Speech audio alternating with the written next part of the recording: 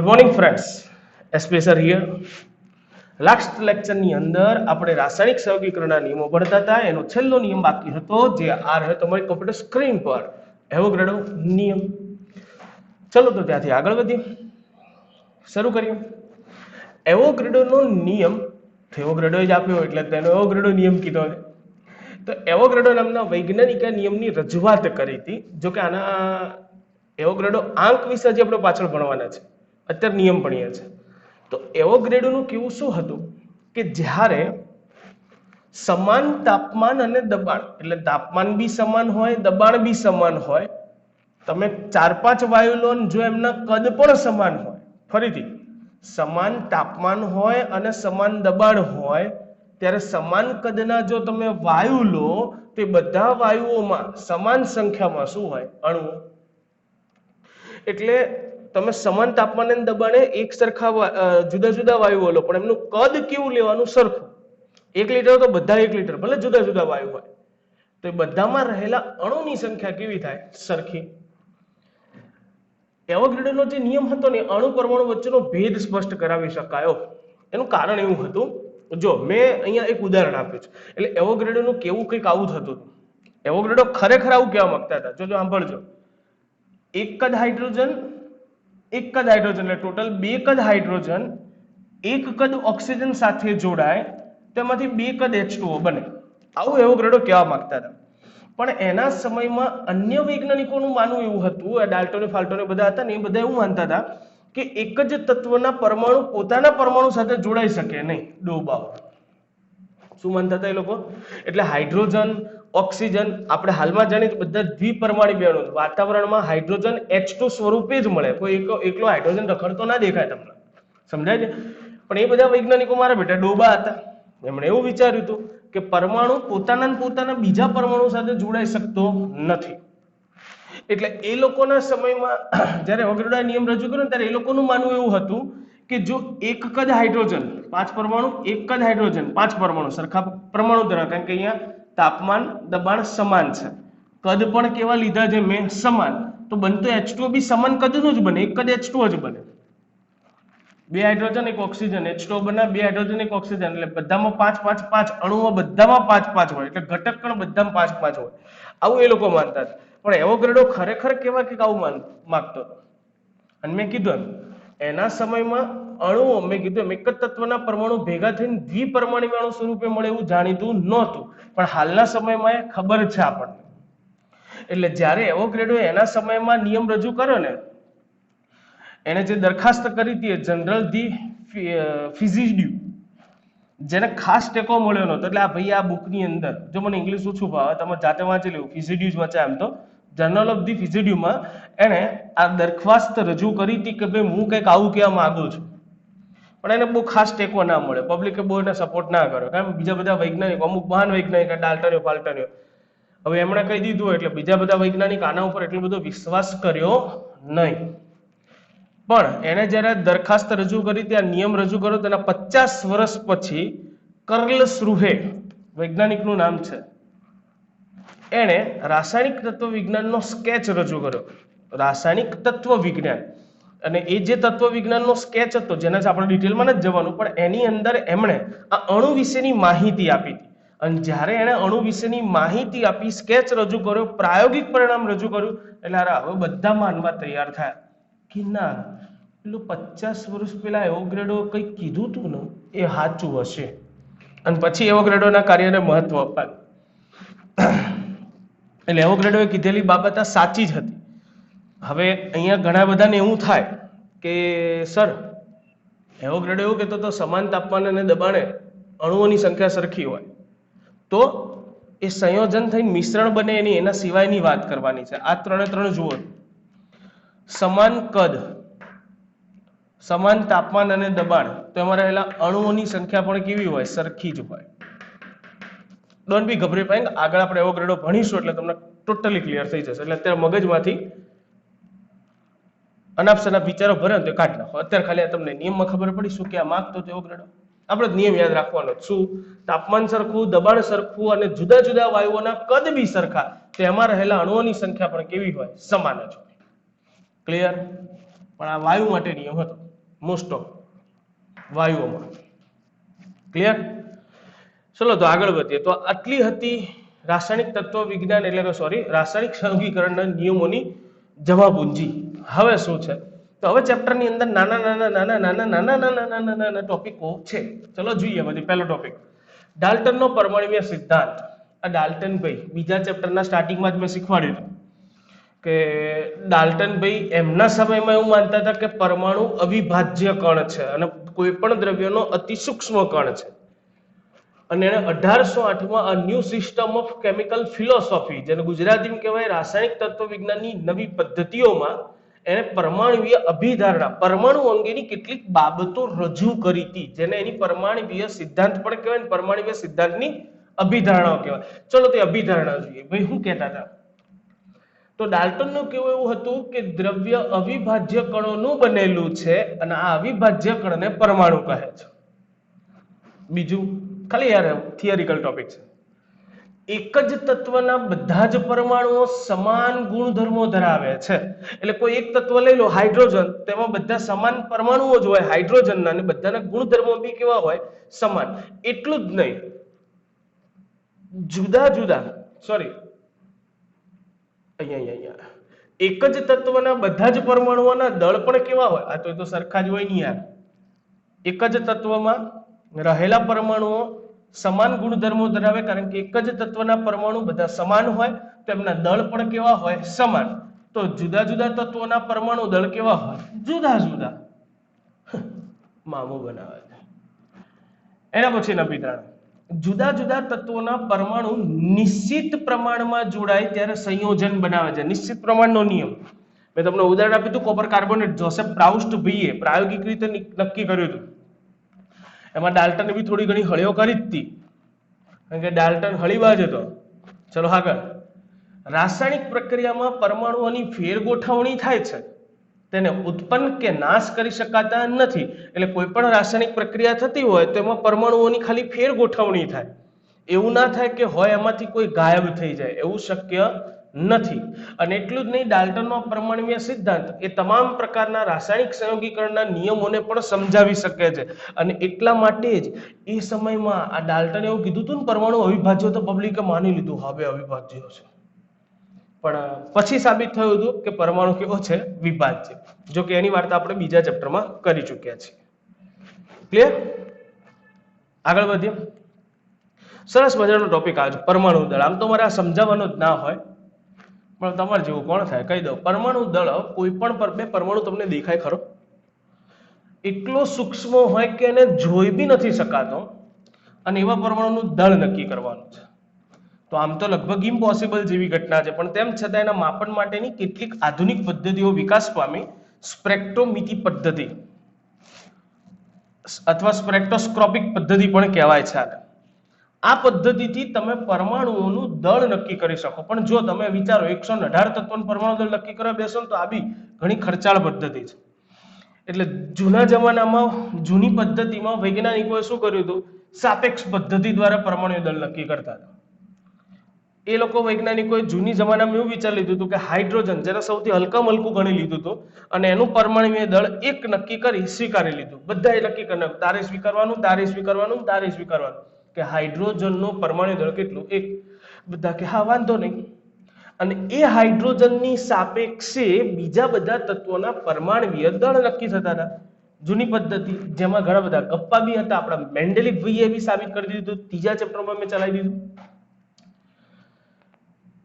પણ આ જૂની પદ્ધતિ હતી. હાલમાં વપરાતી પદ્ધતિ, તો હાલમાં કાર્બન 12 ખરેખર કાર્બનનો સમસ્થાનિક છે. 12C 14C આવી રીતે કાર્બન આપણને જુદા જુદા પરમાણુ દળ ધરાવતા કાર્બન સમૂહમાં મળી આવે, જેને સમસ્થાનિક કહેવાય. તો આ જુદા જુદા સમસ્થાનિકમાંથી અહીંયા કયો સમસ્થાનિક પસંદ કરવામાં આવ્યો હતો? કાર્બનનો એવો સમસ્થાનિક કે જેનો પરમાણુ દળ કેટલો હોય? 12, જેને કાર્બન 12 કહેવાય. એને દર્શાવાય 12C વડે. એને પ્રમાણિત ગણી લીધું. વૈજ્ઞાનિકોએ 12C ને પ્રમાણિત ગણ્યું. એ 12C ને પ્રમાણિત ગણી એનું પરમાણુય દળ નક્કી કર્યું 12 AMU. કેટલું નક્કી કરવામાં આવ્યું હતું? 12 AMU. જ્યાં AMU નો અર્થ લખ્યો છે એટોમિક માસ યુનિટ. એટલે એક પરમાણુનું દળ 12C સમસ્થાનિક માટે કેટલું નક્કી થયું હતું? 12.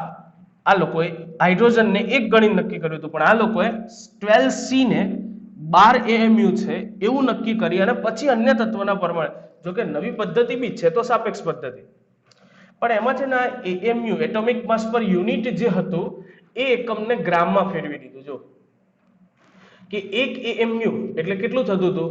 તો 1.66056 ગુણ્યા 10⁻24 ગ્રામ.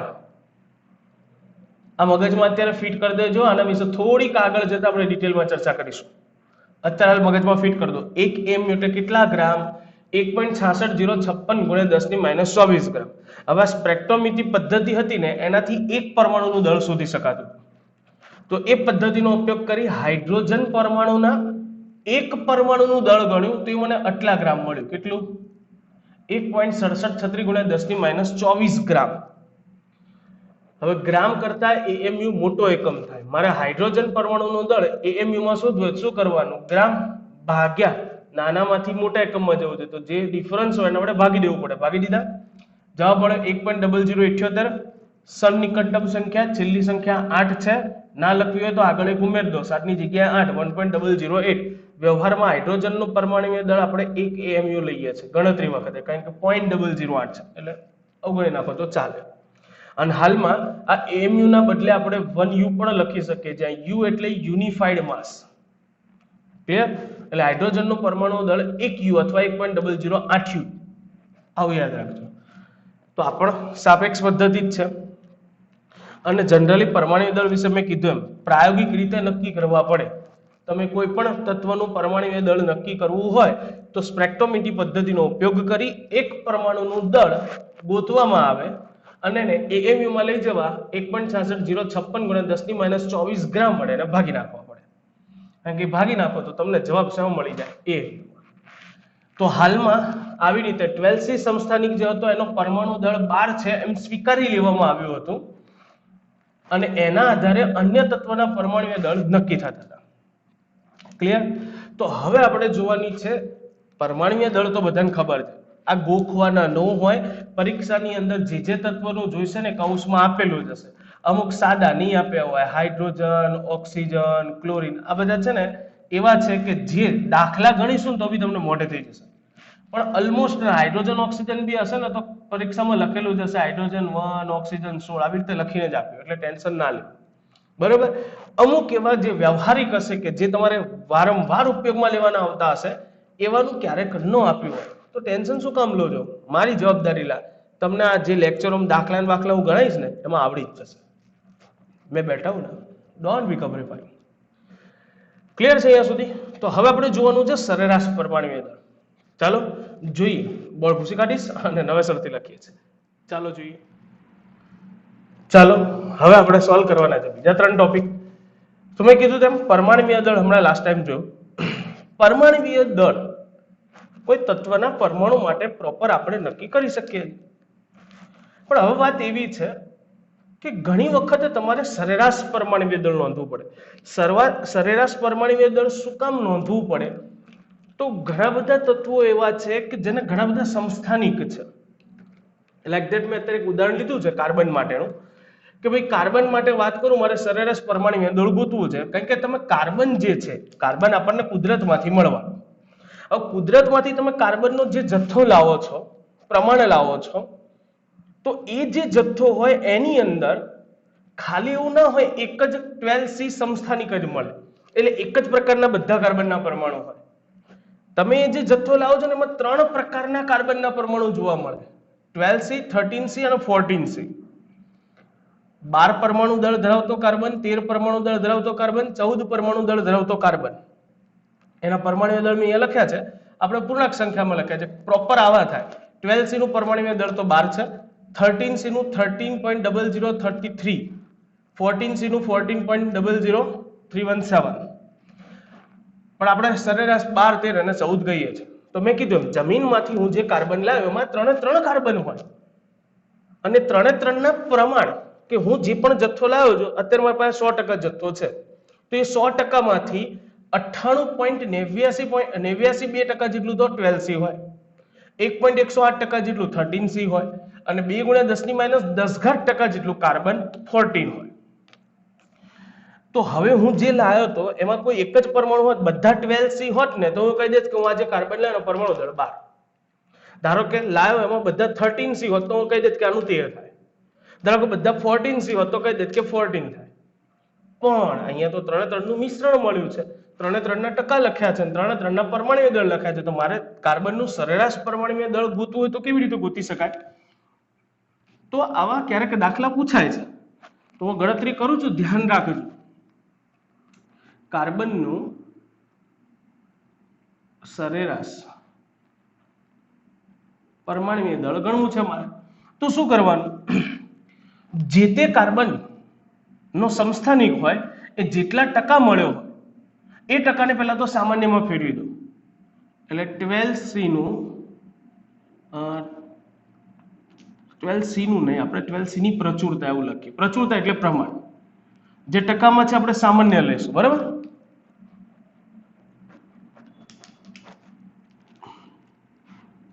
C નું પ્રમાણ ગુણ્યા પરમાણવીય દળ પ્લસ 13C નું પ્રમાણ સામાન્ય પ્રમાણ ગુણ્યા એનું પરમાણુ દળ પ્લસ 14C નું પ્રમાણ ગુણ્યા પરમાણવીય દળ. આ તો ખાલી ગુજરાતીમાં લખ્યું, તમે ગુજરાતીમાં લખવાની જરૂર નથી, ડાયરેક્ટ હું તમને ગણતા જ શીખવાડું છું. તો કઈ રીતે ગણી શકાય? તો જો મારે 12C નું પહેલા તો સામાન્ય પ્રમાણ લખવાનું. મને પ્રમાણ આપ્યું હતું પર્સન્ટેજમાં 98.89%. તો 98.89 ને સામાન્યમાં લઈ જાઉં તો 0.98 લખાય. 100 વડે ભાગી નાખ, અરે 100 વડે ગુણી દેવા પડે ને, 100 વડે ગુણી દઈશ તો શું થઈ જશે? છેદમાં તમે વિચારો ને, 1 2 ટપકી ડાબી બાજુ લઈ જાઓ, ડાબી બાજુ લઈ જાઓ તો ઘાત, ડાબી બાજુ જાવ તો ઘાત પ્લસ થાય. તો ટકા છે ને સામાન્ય લઈ જવા હોય, સોરી, ટકાને સામાન્ય લઈ ભાગ્યા 100 કરવા પડે, માય મિસ્ટેક. ભાગ્યા 100 કરી નાખો તો 2 ટપકામ છે એટલે 0.98892 ગુણ્યા થઈ જશે એનો પરમાણુય દળ 12 પ્લસ 13C જો તો 13C 1.108 છે તો 0.011 ગુણ્યા 13.00335 પ્લસ 14C નું પ્રમાણ સામાન્યમાં લઈ જવું જોઈએ ગુણ્યા 10, સોરી ભાગ્યા 100 કરવાના. ભાગ્યા 100 કરું તો ભાગ્યા 100 થાય તો 10⁻2 ઘાત ઉપર જાય માઇનસ થઈ જાય ને, તો આવું લખી શકું 2 ગુણ્યા 10⁻2 ઘાત ગુણ્યા એનું પરમાણુ દળ એટલે 14.00317. હવે જો હું આખી ગણતરી નથી કરું, કેલ્સી લેવાનું, આ બંનેનો ગુણાકાર કરો, આનો ગુણાકાર કરો, આનો ગુણાકાર કરો અને સરવાળો મારો. તો ઘણા એવું કહેશે સાહેબ સરવાળો મારીશું ત્યારે અહીંયા 10⁻12 ઘાત જે છે અમને નડશે નહીં ના, અને એપ્રોક્સ અવગણી શકાય. આ બંનેના સરવાળાની સાપેક્ષાને તમે અવગણી શકશો અને તમને લગભગ જવાબ 12.00 સમથિંગ કંઈક મળશે. તો અહીંયા તમે કહી શકો કે ભાઈ એપ્રોક્સ આ બધાનું પરમાણુય દળ કેટલું થવાનું? 12. ક્લિયર? આ તો આપણને આવી રીતે આપ્યું છે. એટલે ઘણી વખત એવું હોય કે તમને 3 ના પ્રમાણ આપ્યા હોય, એક 78%, એક 82%, અરે એક 78%, એક 21% અને એક 1%, અને એના પરમાણુ દળ આપ્યો તો તમે પ્રોપર ગણતરી કરી શકશો. આ તો મેં અહીંયા જે ઉદાહરણ ચોપડીમાં આપ્યું છે લીધું છે કે જેની અંદર મને 10⁻10% આપ્યા છે. એટલા માટે મારે છેલ્લે સરેરાશ જ્યારે હું સરવાળો કરું ને ત્યારે હું આ પદ જે છે ને ઉગણી શકું, કારણ કે 10⁻12 એટલે 0.12% પછી આંકડો આવે, એટલે 12 મીંડા પછી આંકડો આવે તો બહુ નાની વેલ્યુ થાય. એટલે આ બેના સરવાળામાં તમે અવગણી શકશો, વાંધો નહીં આવે. ક્લિયર છે? ડન છે. સરેરાશ પરમાણુય દળ. તો કોઈ પણ તત્વનું સરેરાશ પરમાણુય દળ ગણવાનું થાય તો અમને આવડવું જોઈએ. તમને જે પ્રચુરતા ટકામાં આપી હોય પહેલા તો એને સાદામાં ફેરવવાની, સાદામાં ફેરવવી એટલે ભાગ્યા 100 કરીને લખવાના અને ગુણ્યા એનું જે પરમાણુય દળ હોય એ 3 નું એ કરીને સરવાળો કરી દો તમને જવાબ મળી ગયો. ડન. તો આગળ વધીએ એના પછી છે આણ્વીય દળ. હવે આણ્વીય દળ આમ તો બીજા ચેપ્ટરમાં મેં ચલાવી દીધું, ફરીથી એક વખત ફટાફટ રિપીટ ટેલિકાસ્ટ કરી દઉં છું કે અણુમાં રહેલા દરેક તત્વના પરમાણુ દળ ને તેની સંખ્યા વડે ગુણી સરળ માર દેવાનો તો એનું શું મળી જાય? આણ્વીય દળ. ચલો ઉદાહરણ થઈ જાય સીધું, કોઈ આનાકાની નહીં, બકવાસ નહીં, સીધું જ ઉદાહરણ. મારે ધારો કે H2O નું આણ્વીય દળ કેટલું થાય એ ગણવું છે. ઓકે, મને રકમમાં કહી દીધું હોય હાઇડ્રોજનનો પરમાણુય દળ 1 લેવું, ઓક્સિજનનો પરમાણુય દળ 16 લેવું. આ તો સીધી વાત, મોલેક્યુલર વેઇટ ઓફ H2O એટલે આને વચ્ચે H2O નું આણ્વીય દળ બરાબર શું લખાય?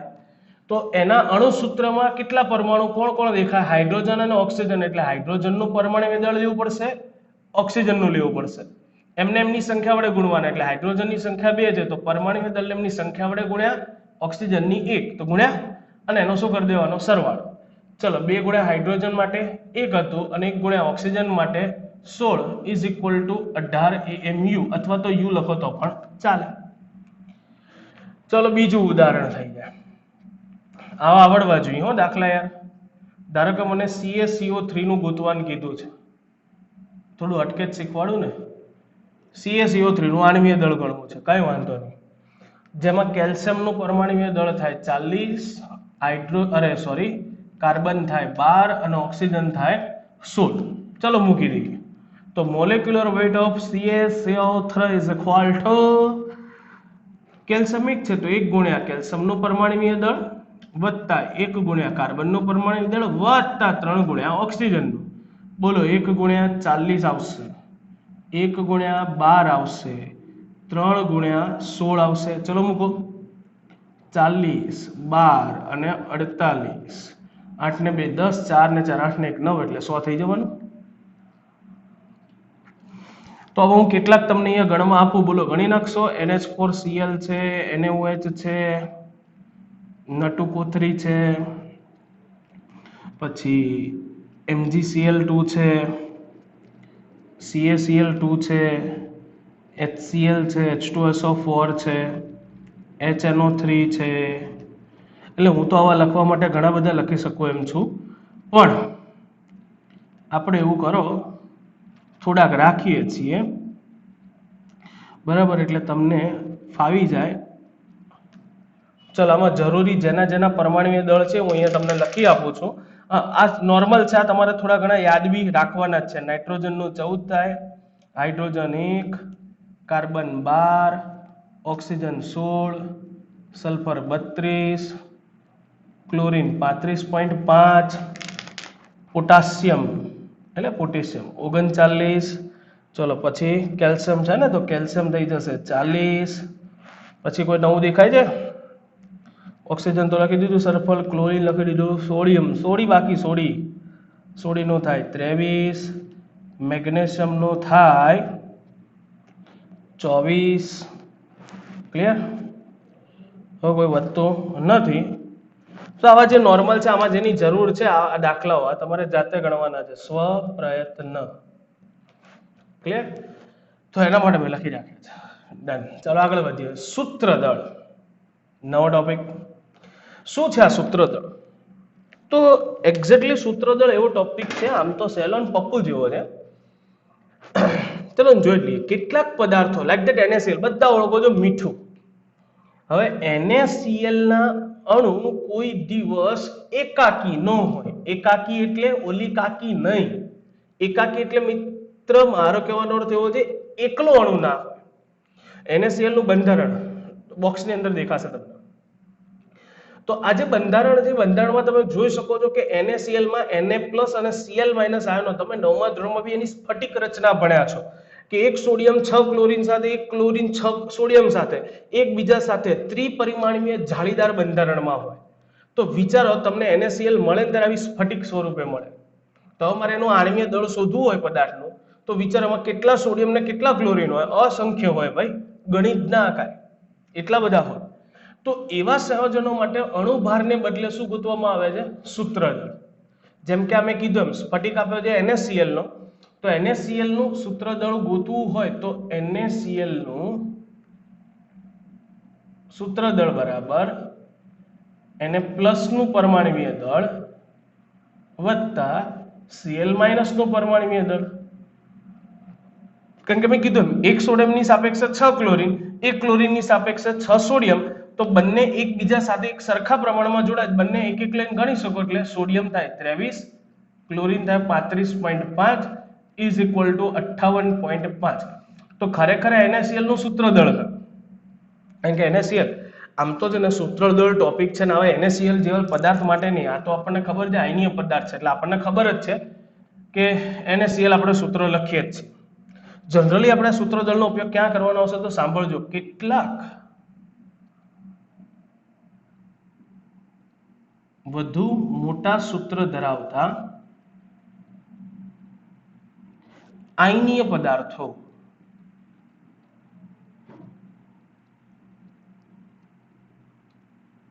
માટે સૂત્રદળ ધ્યાનમાં લેવાય, અથવા તો એવા કે જેની અંદર કોઈ એકના એક તત્વની સંખ્યા ઘણી બધી વખત આવતી હોય અને કોમન નીકળતી હોય. તો બે ઉદાહરણ આપું છું. પહેલું એક આપું છું આયનીય પદાર્થ માટે અને એક આપું છું કાર્બનિક પદાર્થ માટે. પહેલા તો આયનીય પદાર્થની વાત કરીએ તો હું એક આયનીય પદાર્થ લખું છું પોટાશ એલમ. સાહેબ જબરું લાયા હો. એટલે આ પોટાશ એલમ બધાએ જોયું છે, ફટકડી ભૂલમાં બોલાઈ ગયો, ફટકડી.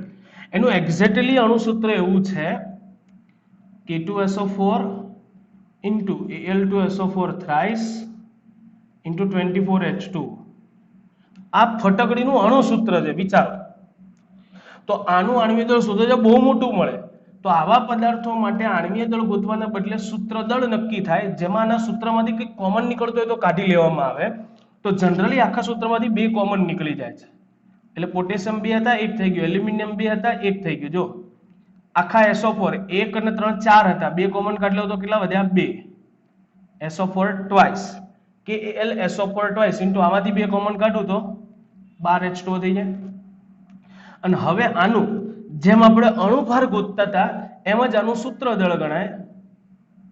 તો સૂત્રદળ, કારણ કે આ મેં જે લખ્યું ને, કોઈ પણ અણુસૂત્ર હોય, પદાર્થનું કોઈ અણુસૂત્ર હોય, એમાંથી કોઈ આંકડો કોમન કાઢી અને જે લખવામાં આવે એને એનું કહેવાય પ્રસૂસુ. શું કહેવાય? પ્રસૂસુ. એટલે પ્રમાણ સૂચક સૂત્ર.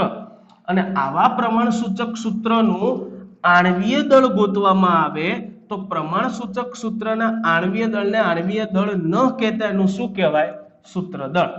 તો આનું સૂત્રદળ ગોતવું હોય તો 1 ગુણ્યા પોટેશિયમ, 1 ગુણ્યા એલ્યુમિનિયમ, 2 ગુણ્યા સલ્ફર, 4 દુ 8, 8 ઓક્સિજન વત્તા 12. હવે હું H2O નું આખું લખી દઈશ ભાઈ, મને ખબર છે 18 થાય એટલે.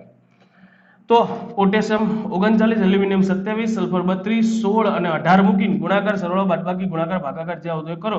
474 મળે છે. આઈ થિંક ગણજો ને, 474 મળે. તો 474 એ પોટાશ એલમનું શું કહેવાય? સૂત્રદળ.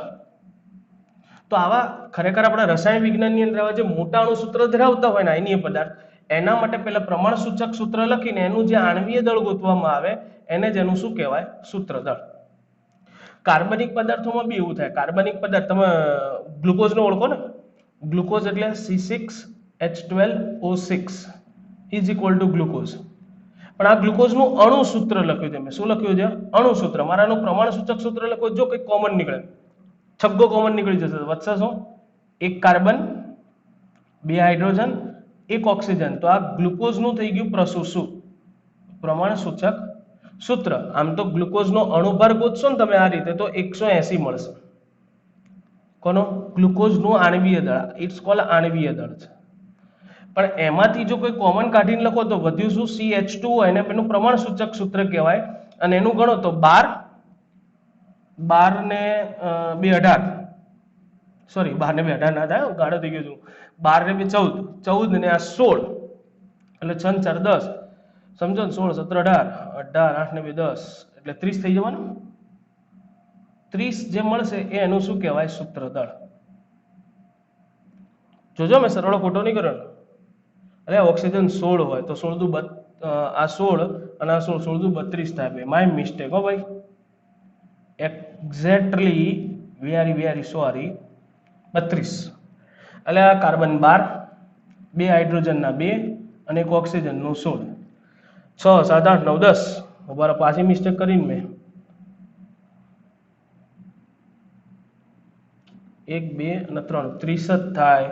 શું ભાઈ યાર, જો ભાઈ મને સરવાળા બાદબાકી ઓછા ફાવ્યો. હું કેમેસ્ટ્રી સાહેબ, મેથ્સ તો થોડી એવું નહીં લે, ઉતાવળમાં ગણતી વખતે થાય ઉપર. બસ તો હું આજ કહેવામાં મારે જેમ ઉતાવળ નહીં કરવાની, શાંતિથી ગણવાનું. કાર્બનનું 12, 1 હાઇડ્રોજનનું 1 હોય તો 2 હાઇડ્રોજનના 2, ઓક્સિજનનું 16, 3 અને 3 નો સરવાળો માર દો તો આ મળ્યું 30. 6 7 8 9 10, 10 ની મીંડી વધી પડી 1 1 2 1 3 30 થઈ ગયું તો 30 મારે શું થશે ગ્લુકોઝ જે છે એનું સૂત્રદળ કહી શકાય જનરલી ચોપડીમાં આપણને આવું આપેલું છે અમે શરૂઆત NaCl માટે કીધી નહીં પણ આપણે ખરેખર જ્યારે દાખલાને બધું એપ્લાય કરીશું ત્યારે સૂત્રદળ તમારે આ રીતે ગણવાના આવશે તો એટલા માટે જ કહું છું અત્યારથી મગજમાં ફિટ કરો ક્લિયર ડન તો બસ આજે સૂત્રદળ સુધી રાખીએ બાકી ટુ બી કન્ટિન્યુ નેક્સ્ટ ટાઈમ હવે ધ્યાન રાખજો હવે દાખલાના ટોપિકો ચાલુ થાય છે ક્લિયર બસ તો આજે અહીંયા સુધી રાખીએ ઓકે ચલો બાય